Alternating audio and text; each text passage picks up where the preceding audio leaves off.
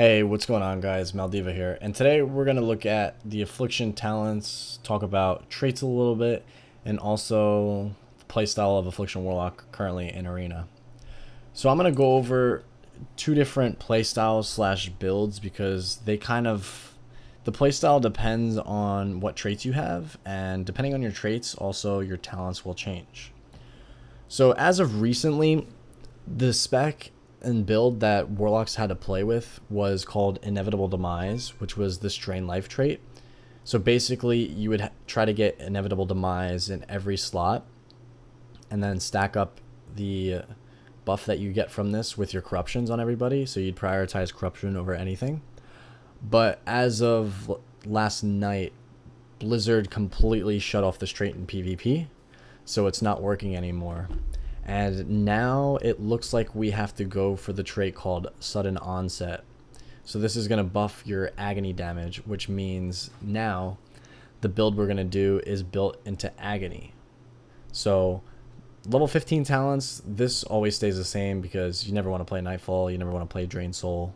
Deathbolt's always priority. This is going to be your one-shot ability.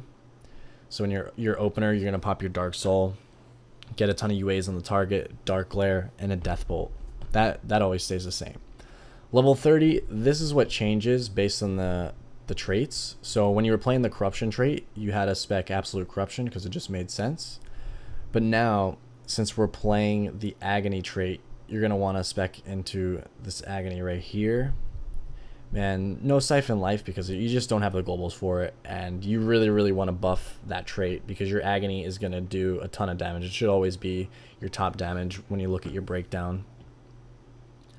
For 45, I just recently started experimenting with Dark Pact. I noticed a lot of people were playing with it, and it seems to be pretty good because Demon Skin seems almost useless in a way.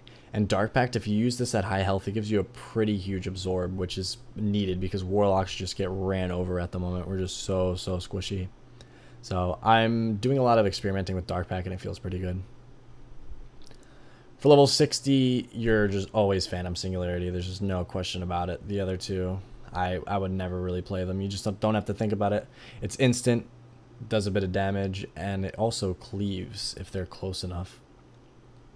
For 75, always Portal, and Coil can be used in, let's say, a duel if your Portal's not going to get much value. So duels, 1v1s, maybe even if you're playing in 3s and your Sham's playing Spirit Link, Coil could be a good option because you don't want to get too far away, so you're always there for the Spirit Link. Now for 90, in Arena, I'm always playing Sacrifice, Haunt.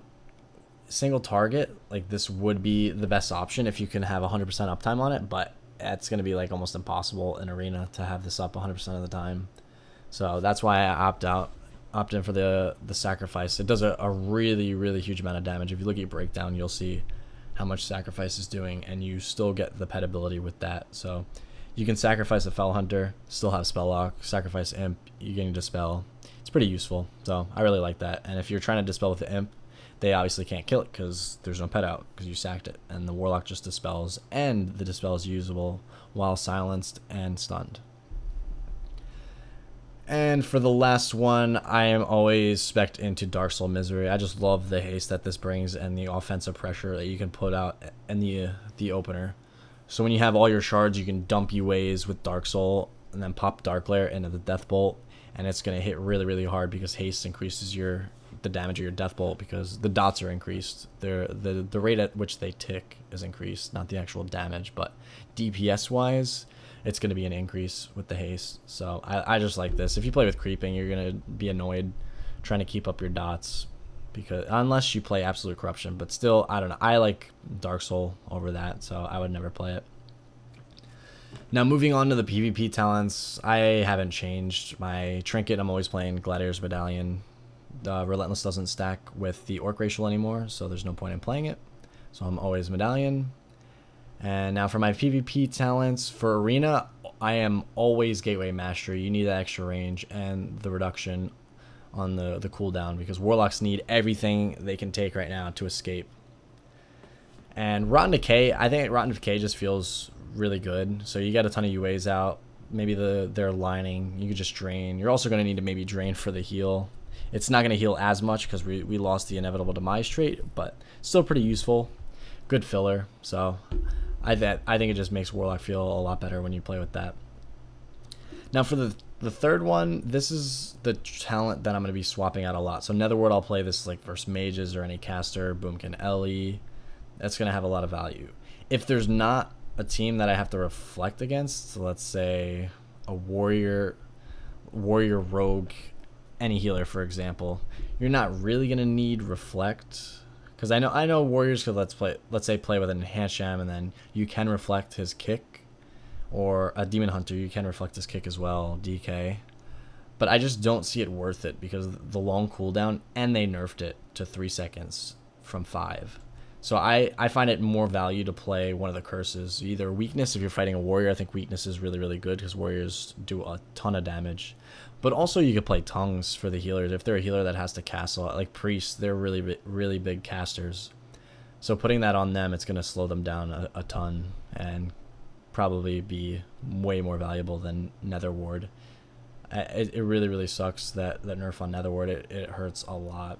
Thank you guys so much for watching this video. I hope it helped. Don't forget to leave a like, and also leave a comment down below. Let me know what spec you're playing, and then also the build / traits that you're going for with that spec. I'm kind of curious to see what everyone else is playing and their thoughts on the build that I presented today. And also, I'm going to have a Warlock hangout on my Discord channel. So basically, everyone feel free to join in. We're going to have a voice chat where it's just going to be a huge group of Warlocks, no matter any skill level. And we're going to discuss talents, playstyle, traits, all that. And I kind of want to make it like a weekly thing. And if it goes really well, the first one I'm going to do like off stream, no video. And then if it goes well, I'm going to transition to doing it on stream and also putting the VOD on YouTube, because I feel like that could provide a lot of value for some people to have other people's opinions instead of just mine. So yeah, thank you guys so much, and I'll see you guys in the next video.